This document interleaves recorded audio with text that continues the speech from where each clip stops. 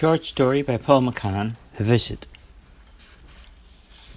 The trees braced up against the windows of the old cottage, and the rain battered the shutters from their hinges.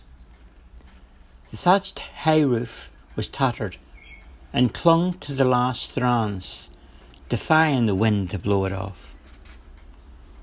It was dark and cold in the wild woods of Lime Grove Glen, and the lonely figure of Barlow Lovechild made his way home with the sheepdog by his side.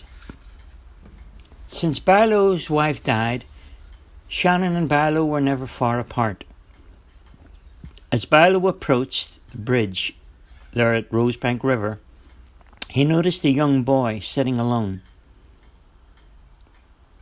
"Easy now, Shannon," said Barlow, who saw the old dog was a little worried. The moonlight glistened on the river's surface, and the wild wind calmed for a while. The young boy walked over to meet Barlow and said, "Excuse me, I'm looking for Margaret Lovechild. Would you know where I could find her?" The tears fell down from Barlow's eyes, and he said, My Margaret died last year. I've only got memories left of her now, but I can share them with you if you'd like." "Oh, I'm so terribly sorry, sir. I didn't know. You must be Barlow, her husband." "That's right. Since her death now, I haven't spoke to a soul about her, and I really need to talk to someone who knew her. My company is now just an empty heart and my old dog Shannon. Would you like to join me for a cup of hot soup in me cottage, down in the clearing up ahead?" "I would be honoured, Barlow." For the first time since his wife's death, Barlow smiled and then walked on down across the bridge that led onto the pathway. As Barlow then caught sight of the house and the dog by his side and the little child, he walked to the cottage gate of the cottage, and he took some of the turf that was sitting outside, opened the door and put the turf on the burning fire, and the smell had wafted through the house in a matter of seconds. Inside the old cottage, an old hat stand stood by the front door, and a bookcase filled with books that proudly occupied a place in the parlour. The open hearth fire was now gently burning some of the peat, and the large pot of soup that hung over the flames from the strong hook attached to the iron rod above the fireplace. Barlow took some of the soup and he placed it there in 2 bowls, and he took the soup bone from the pot and he put it at Shannon's feet, who immediately took it up and went to the corner and started to crunch at the bone. Barlow took the 2 bowls and he put the 2 bowls of soup on the table, and then he said to the child, "So lad, tell me now, how did you come to know my wife?" "Well, I did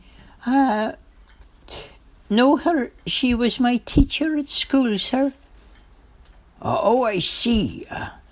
Then we do have something in common, lad, because she taught me too lots of things during my life." "My name is Isaac. How did she die, sir?" Barlow seemed to drag something from the bottom of his heart, and he said, "Oh, well, no, she was on her way home when a tree got hit by lightning, and the tree crushed her dead. I had searched for her all night, Isaac, and eventually found her there near the bridge, near where you were sitting." Barlow heard a knock on the front door, and he went to open it up, but no one was standing there. And with a blank look on his face, Barlow returned to the table.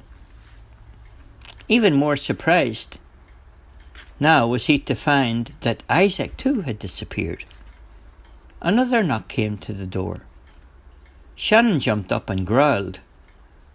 Barlow opened up the door, but again there was no one there. Suddenly lightning flashed across the sky and thunder crashed as the rain lashed down in bucket loads. The wind thrashed away, and then the power went dead. Barlow closed over the door of the cottage, and he started to look for some candles. He lit up a few of the candles that he had come across, and he put them in different corners in the parlour, and sat down in the rocking chair by the fire. And he shouted out, "Isaac, are you there?" But not a sound was heard. A tiredness came over old Barlow, and he went fast asleep by the turf fire. He was wakened abruptly from his sleep by a voice. "Barlow, wake up, blast you!" He recognised that voice anywhere. It was Margaret's. He refused to open his eyes. He spoke from behind his cupped hands. "I don't believe in ghosts now. Go away and leave me alone in peace." "Barlow, I've come a long way to be here. Now please look at me." Barlow opened up his eyes and saw Margaret standing there with the most beautiful smile on her face. "Is it really you, my love?" he said. "Follow me," came the reply. She led the way out the cottage. The road to Rosebank Bridge was covered with tree branches, and the wind was driving hard towards her face. "Look, Barlow," pointing her finger to a small boy who was lying underneath a tree by the banks of the river. Barlow ran over and discovered that it was Isaac, who had become trapped by the weight of the fallen tree. Somehow he managed to pull the tree off of him, and Barlow turned around to look at Margaret, but she was gone. Barlow carried the small boy back to his cottage and gave him some hot soup and laid him down on the bed. The storm outside was wild and furious, and the night passed by, with Barlow watching the child through the night, looking for any movement or sign of life. Barlow prayed for the young boy until dawn came, and the minutes ticked away like hours. Eventually, dawn danced in the darkness of the night, and the storm had passed. Outside the cottage, it was devastating. Total destruction everywhere, with trees uprooted, broken limbs scattered here and there all over the countryside. Barlow heard the moaning of a young boy who spoke softly. "Where am I?" "Don't worry, Isaac. You're okay now." "How do you know my name, sir?" came the reply. "But you were here last night with me. Don't you remember?" "I've never seen you before in my life, sir." Barlow got up and he went over and he opened up the front door. Outside he watched the sun glisten and the birds singing. A new day had begun, and the chorus of life was everywhere to be heard. After a few days, the young boy was back up and on his feet again. Barlow had a lot of questions, and he fired them one by one at Isaac, who tried to answer them, as many as he could. As it turned out, Isaac did have a teacher called Margaret, but that was in another county, where unknown to him, Barlow and Margaret had lived before their retirement. On the night of the storm, Isaac had got lost and was walking round in circles for about an hour. That's all he can remember. Isaac needed to find his way back home. He was sure his mother would be worried sick.